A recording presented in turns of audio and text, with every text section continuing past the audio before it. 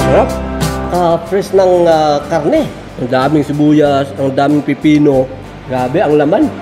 Malaman. Medyo may kalayuan nga lang siya from Doha. Sasadyain mo lang talaga. Pero kung nandito ka naman sa may Alcor banda, aba, dito ka na sa Skyview. Napakasarap na ito.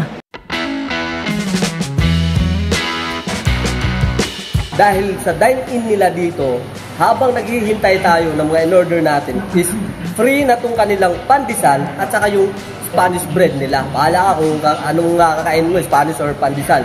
Basta free na yan.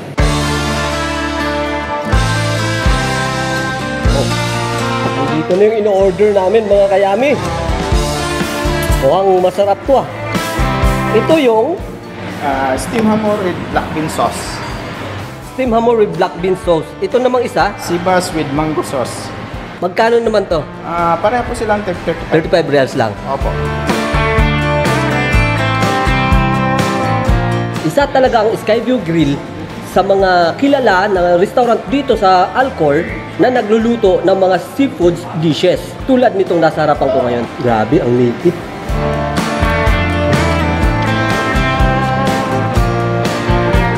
And of course, ang isa sa mga paborito talaga natin dahil tayo yung taga Mindanao, mahilig tayo sa mga fresh na mga isda, itong kilawin. So itong kilawin nila, 25 reals lang to. Look, mga kayami, napakasarap na ito. Ang daming sibuyas, ang daming pipino, tapos yung ginamit na suka, talagang ang asim.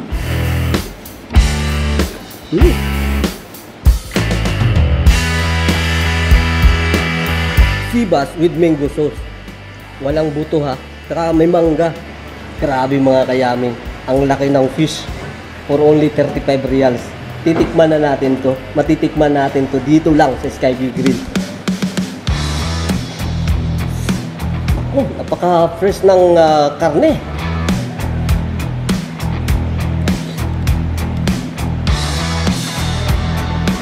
Grabe talaga. Fresh na fresh. Kasi itong Skyview Grill, malapit sa dagat to. Kaya yung mga niluluto nila dito mga seafoods is napaka-fresh talaga. At hindi lang po talaga mga ulam yung matitikman natin dito dahil meron din silang mga milk tea. At yung mga milk tea na to, kahit anong flavors dyan yung pipiliin ninyo, 18 reals lang bawat isa. Dahil ito yung mga bestseller nila sa milk tea nila, titikman natin to. Itong in-order ko is taro milk tea.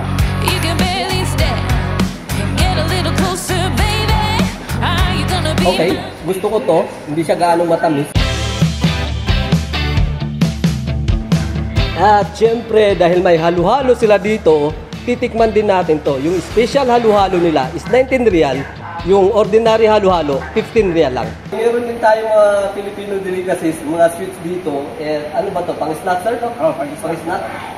Ano to? Kutsinta. Kutsinta. Magkano naman to ganito? Isang pack? Isang pack, 8 real lang po, sir. 8 real lang. 1, 2, 3, 4, 5, 6, 7, 8. Walang peraso, parang piso lang isa. At ano naman po meron pa iba? Meron tayong egg pie dito, 10 reals lang po. Okay. So, 10 reals per slice. Oo. And then? Tapos meron din tayong buko pie dito. May buko pie. Opo.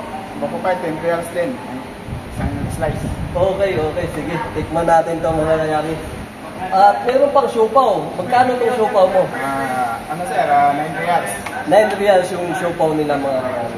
So, itong biko nila, magkano naman to? 10 reals po. 10 reals. And then, puto cheese, magkano naman to? 6 reals. 6 reals. Piso nga lang talaga isa kasi 6 na piraso, so 6 reals. Mura na, 6 reals. Leche plan. May leche plan din. Magkano itong leche plan? 15 reals. 15 real na. Kung sakaling wala kaming time na pumunta rito, paano kayo makukontak ko? Saan kami mag-order? Sa through WhatsApp lang po. WhatsApp? Wala kayo sa tayo. mga Talabat? Meron din tayo sa Talabat at Isnuno. Talabat at Isnuno. Tapos sa WhatsApp. Sir, ikaw sir, ano naman ito meron? Ito sir, meron tayong cinnamon roll sir. Cinnamon roll! Siguro, ano lang to, 3 reals. Kasi 3 piraso lang.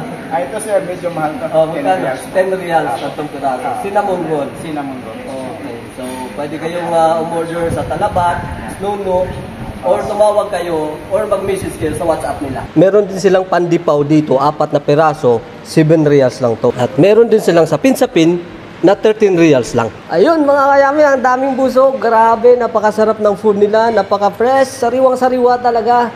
Kung gusto nyo pumunta rito o sa may Skyview Grill, bukas sila ng alas 9 ng umaga at magsasara sila ng hating gabi. Bye-bye!